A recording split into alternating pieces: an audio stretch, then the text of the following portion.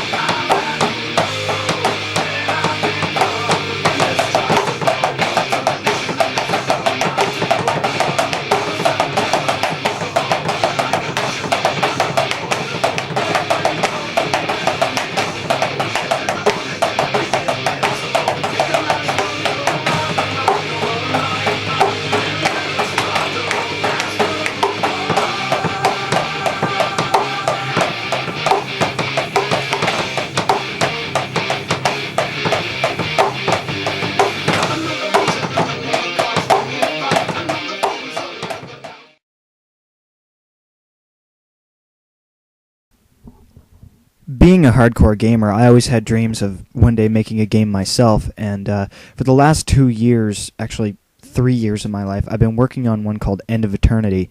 I've developed over 250 characters with designs for all of them, backstories for almost every single character. The world map is almost completely done, and I've taken a lot of inspiration from a lot of other games, but I managed to combine it to make my own original title.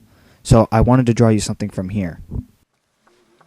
Alright, so what I decided to do was to draw a picture of my favorite character from my End of Eternity series, which would be Locke Downe, who I am respectively named after. That's actually how I chose my PSN. I actually chose my PSN after my favorite End of Eternity character.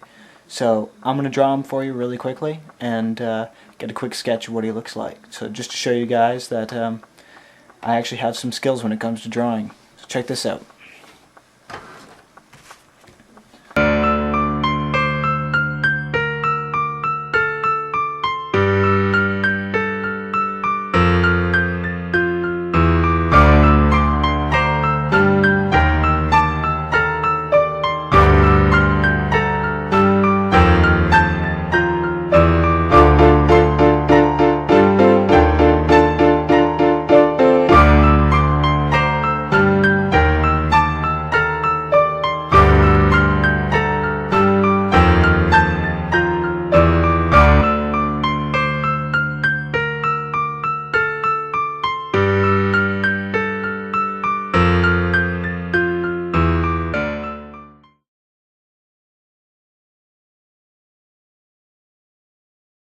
Alright, so there you pretty much have it.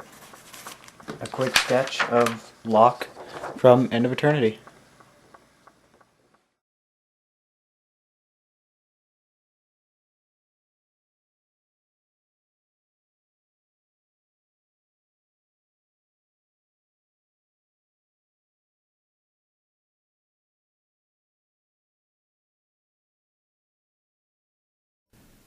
I've been here for 288 days.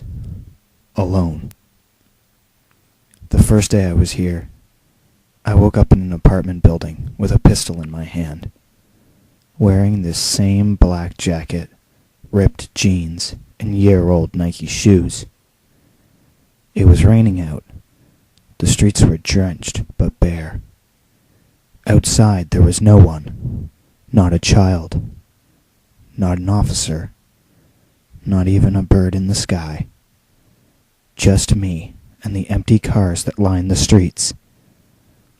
Parking lots were assorted with vehicles, all without drivers. Stores were empty, and the skies were gray. I stepped out onto the balcony as the wind caught the beak of my cap. The building was square, with an outdoor park directly in the center.